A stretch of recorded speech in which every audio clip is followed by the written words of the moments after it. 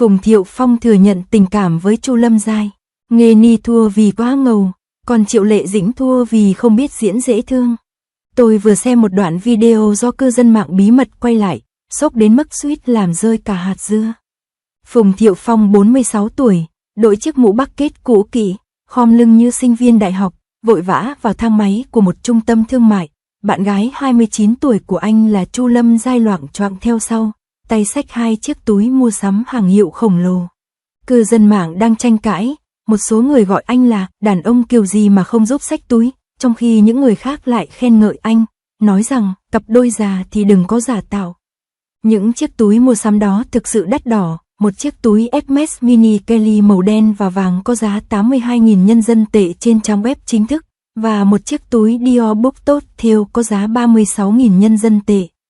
Cô gái này xách hàng trăm ngàn tệ với tốc độ chóng mặt, thậm chí còn chẳng thèm nhờ chú Phùng giúp đỡ.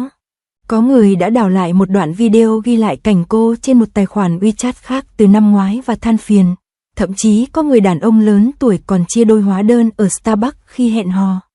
Giờ đây, cô ấy tự xách túi, tươi cười rạng rỡ. Phần bình luận trở nên sôi nổi, tình yêu khiến người ta trở nên hai mặt, nếu anh ấy là Vương Tư Thông, liệu cô ấy có dám để anh ấy xách túi cho mình không? Câu chuyện tình yêu này ngày càng kỳ quặc. Tháng 12 năm ngoái, paparazzi lần đầu tiên bắt gặp hai người đi dạo trong công viên. Phùng Thiệu Phong quấn khăn kín mít như bánh bao, còn cô gái mặc áo khoác da hở eo. Một người tự xưng là bạn học của Chu Lâm Giai tiết lộ, cô ấy đã từng nói muốn gả vào một gia đình giàu có khi còn đang học tại Đại học Truyền thông Trung Quốc.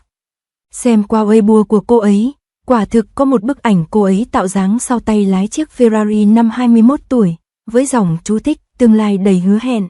Đoạn phim siêu thị bị rò rỉ hồi tháng 3 năm nay thậm chí còn hấp dẫn hơn. Phùng Thiệu Phong đang đẩy xe đẩy, trong khi Chu Lâm Giai đang ném anh đào nhập khẩu và thịt bò Wagyu M9 vào xe đẩy, gần như làm sạch các kệ hàng. Khi thanh toán, Phùng Thiệu Phong quẹt thẻ nhanh đến mức thu ngân nói anh đã chi hơn 8.000 nhân dân tệ. Sau đó, một bức ảnh chụp hàng ghế sau chiếc Cullinan mới mua của anh chất đầy túi bụi LV được đăng tải. Có vẻ như anh ấy đã tiêu tiền thật. Nói về chuyện tình cảm, có rất nhiều điều để nói. Bạn gái cũ của Phùng Thiệu Phong, Nghê Ni, gần đây đã giành giải nữ diễn viên chính xuất sắc nhất tại Magnolia cho vai diễn trong phim Giấc mơ như mơ. Chiếc váy thảm đỏ lộng lẫy của cô thật sự khiến người hâm mộ phải trầm trồ. Người hâm mộ tràn ngập phần bình luận trên Douyin của Chu Lâm Giai với những bình luận như Nghê Ni hơn anh nhiều. Và thẩm mỹ của chú Phùng đã xuống cấp đến mức tận cùng.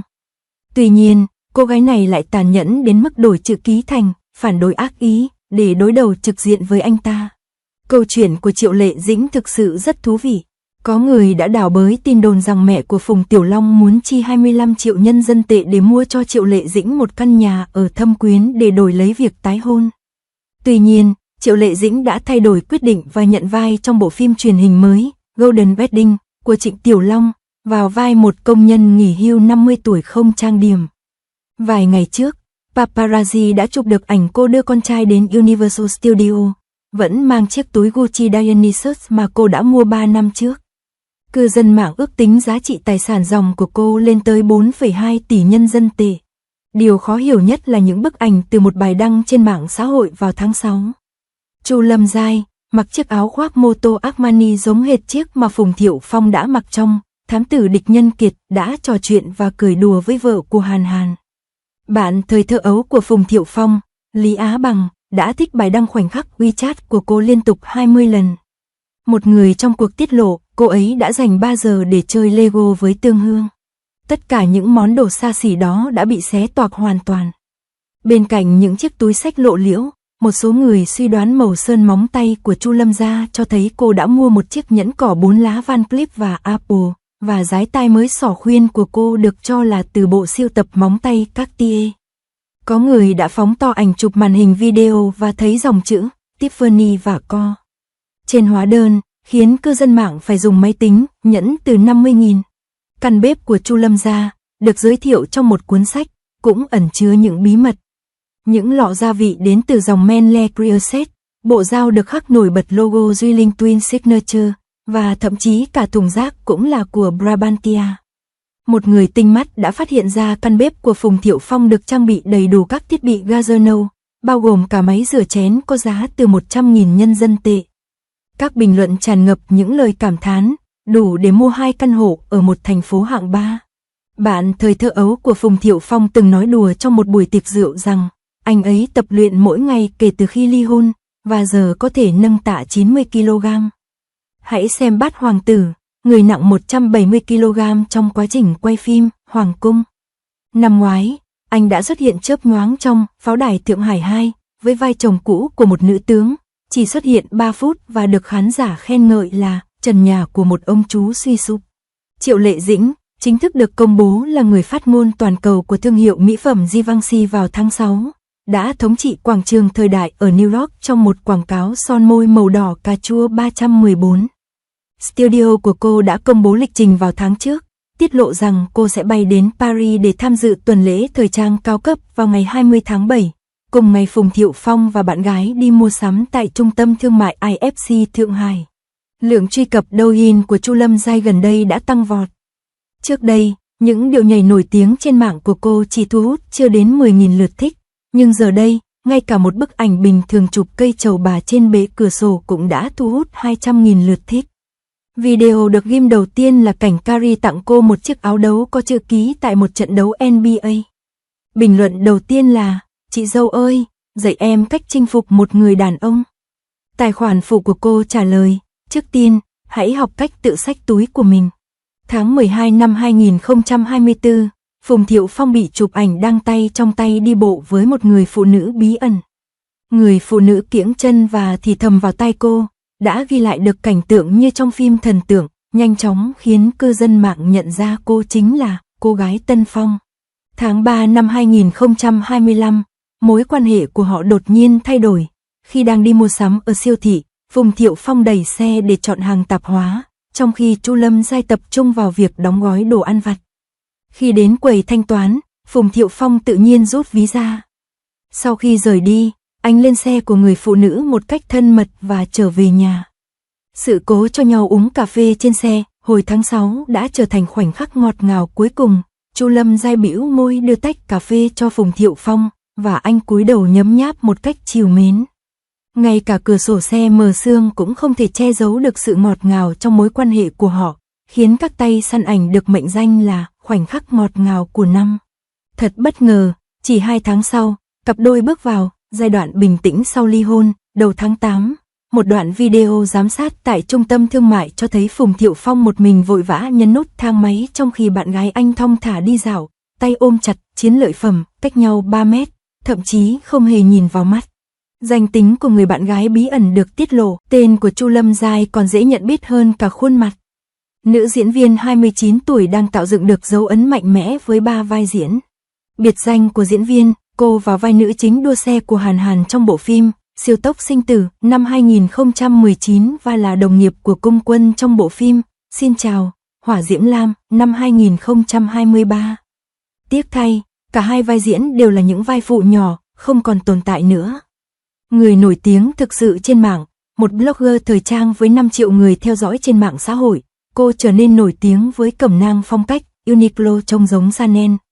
Cô thích đăng ảnh mình ngồi ghế VIP tại các sân vận động NBA và tạo dáng ăn sáng tại tháp Eiffel, và những bức ảnh phong cách người nổi tiếng của cô đã bị phát hiện vì sử dụng cùng một bộ lọc.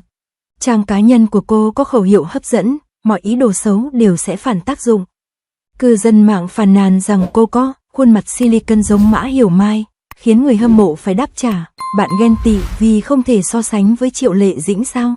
Hội bạn thân của Phùng Thiệu Phong cùng nhau làm chứng, bí quyết thực sự để có được tình yêu là chinh phục được hội bạn thân của người đàn ông. Trong bữa tối xa hoa hồi tháng 6, Chu Lâm Giai đã sử dụng 3 chiêu trò để chinh phục hội bạn thân của Phùng Thiệu Phong. Khi Lý Ái Linh rời đi, cô vội vàng vẫy tay chào tạm biệt, cái nháy mắt và cái vỗ vai như người quen thoáng qua, như thể họ đã quen nhau 10 năm.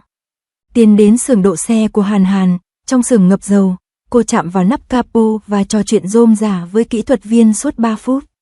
Kiến thức uyên bác của cô khiến cư dân mạng kinh ngạc, người nổi tiếng trên mạng mà biết độ xe ư. Ngay cả kịch bản cũng không dám viết ra điều đó. Điều đáng kinh ngạc nhất là khi Phùng Thiệu Phong đang nói chuyện điện thoại, cô lại cố tình lùi ra xa 3 mét để xem điện thoại. Cô không hề bĩu môi hay gượng ép mình trước ống kính, được khen ngợi vì sự ổn định cảm xúc. Bạn trai cũ và bạn trai cũ đối đầu trực tuyến khi một bạn gái nổi tiếng trên mạng gặp người yêu cũ của ngôi sao hàng đầu. Phần bình luận ngay lập tức trở thành một cuộc chiến thẩm mỹ. Những bức ảnh cũ trên phố của Nghê Ni đã được đào lại, một chiếc áo khoác màu kem màu với đôi môi đỏ mọng, tựa vào vai Phùng Thiệu Phong như thể cô đang tạo dáng trên trang bìa Vogue. Người hâm mộ Triệu Lệ Dĩnh đã đăng tải ảnh tĩnh từ phim Minh Lan Chuyện. Hồi đó, ánh mắt của nhị thúc nhìn Minh Lan đủ để dệt tơ, giờ mua sắm trong trung tâm thương mại chẳng khác nào đi tìm nhà vệ sinh. Những người ủng hộ Chu Lâm Giai ngay lập tức phản pháo, vẻ ngoài tinh tế của Nghê Ni có thể giúp chú Phùng sửa wifi được không? Lượng rating của Triệu Lệ Dĩnh có thể cho anh ấy một suất massage không? Lâm gia của chúng ta bị chụp ảnh đang giao đồ ăn khuya đến phim trường và tự tay pha chế tinh dầu để massage lưng. Vụ tái hôn này đã trở thành một trò hề đầy kịch tính. Tin đồn, Phùng Thiệu Phong và Triệu Lệ Dĩnh tái hôn, từng lan truyền hồi tháng 6 giờ đây dường như hoàn toàn sai sự thật. Có thông tin mẹ Phùng đã tặng Triệu Lệ Dĩnh một căn biệt thự trị giá 80 triệu nhân dân tệ để đổi lấy việc làm lành. Nhưng cư dân mạng phát hiện ra bất động sản này được đăng ký vào năm 2024. Dòng thời gian trong đoạn video của paparazzi lại trái ngược với sự thật này. Ngày 13 tháng 6, Phùng Thiệu Phong cùng Châu Lâm Giai đi làm móng, và ngày 18, ngày tái hôn của họ, cả hai đã tán tỉnh nhau trong khi chạm vào vô lăng tại cửa hàng của Hàn Hàn. Điều đau lòng nhất là thái độ của Triệu Lệ Dĩnh, khi mối quan hệ của Phùng Thiệu Phong chiếm lĩnh kết quả tìm kiếm, cô đã dành 10 phút trên phim trường, cau mày nhìn điện thoại, cuối cùng đăng một ảnh động gif, tập trung vào công việc, kèm theo kịch bản. Bạn thân của cô nhanh chóng vào phần bình luận để dành cho cô những lời yêu thương. Khoảnh khắc cuộc sống riêng tư của cô bị ống kính máy ảnh xé toạc, cái giá phải trả cho việc làm bạn gái của Phùng Thiệu Phong là sống dưới sự giám sát 24/24. Cô bé xì chum 3 tuổi của Chu Lâm Giai than thở về tiền thuê nhà đắt đỏ ở Thượng Hải, giờ đây đã trở thành bằng chứng cho thấy cô âm mưu tìm chồng giàu. Phùng Thiệu Phong đưa cô bé đi ăn mì bò, và hình ảnh phản chiếu trong ly được phóng đại gấp 10 lần, dẫn đến việc phân tích rằng sống mũi của cô bé trong suốt, cho thấy đã được sửa chữa. Kỳ quặc hơn nữa là một đoạn livestream tiết lộ từ một người nổi tiếng trên mạng. Tôi đã chi hàng triệu đô la cho các liệu trình làm đẹp của bạn gái cũ, chỉ để bị đá ngay trước đám cưới của họ. Cư dân mạng ngay lập tức /CS yêu Lâm Giai, anh đang nói về anh đấy à? Mặc dù người trong cuộc đã nhanh chóng phủ nhận tin đồn, nhưng chủ đề này vẫn vọt lên vị trí thứ 7 trên danh sách tìm kiếm thịnh hành. Sự bảo vệ quyền riêng tư của người nổi tiếng đang sụp đổ. Trải nghiệm của bạn gái Phùng Thiệu Phong là một hình ảnh thu nhỏ của cuộc khủng hoảng quyền riêng tư trong ngành giải trí. Bạch Lộc, trên phim trường, Mạc Lệ đã bị người hâm mộ gọi điện dồn dập. Cô nghe thấy tiếng máy ảnh lách cách qua cửa sổ giữa đêm và gọi cảnh sát, nhưng rồi phát hiện đó là một nhiếp ảnh gia đang trèo cây quay lén. Triệu Lộ Tư đột nhiên tắt chức năng mạng xã hội trong một buổi phát trực tiếp, nói rằng, hôm nay tôi cảm thấy rất buồn. Đừng bắt tôi phải giả vờ cười. Câu nói này đã gây ra một cuộc tranh luận gay gắt, người hâm mộ đồng cảm, người nổi tiếng cũng là con người mà, trong khi những kẻ ghét bỏ lại chế giễu, họ kiếm được tiền mà, đừng có khoa trương thế chứ. Khi Phùng Thiệu Phong và Chu Lâm Giai phát hiện máy ảnh đang bám theo họ trong gara, một người chạy vội ra xe và khóa cửa lại, người kia cúi xuống lấy túi LV che mặt.